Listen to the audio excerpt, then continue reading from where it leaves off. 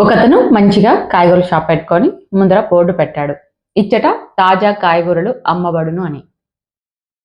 ఒకతను వచ్చి, ఏమయ్యా, నువ్వు ఇక్కడే కదా అమ్ముతున్నది, మళ్ళీ ఇచ్చట అని రాయాలా అని అన్నాడు. ఆ షాప్ అతను ఇచ్చట అనేది తీసేసి తాజా కాయగూరలు అమ్మబడును అని రాశాడు. మళ్ళీ ఒకతను వచ్చాడు. తాజా కాకుండా పుచ్చిపోయినవి, కుళ్ళిపోయినవి అమ్ముతావా? తాజా అవసరం లేదు, తీసేయి అన్నాడు. ఆ షాప్ అతను తాజా తీసేసేసి కాయగూరలు అమ్మబడును అని రాశాడు.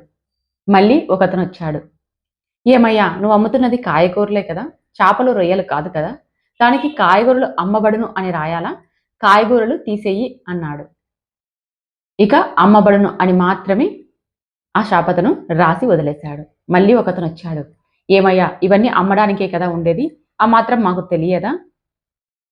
అమ్మబడును అనేది అవసరం లేదు, తీసేయి అన్నాడు.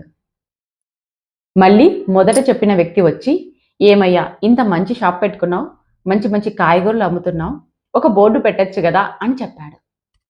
సో ఇలా చెప్పేవాళ్ళు చాలా చెప్పుతూనే ఉంటారు. మనం వినాలి.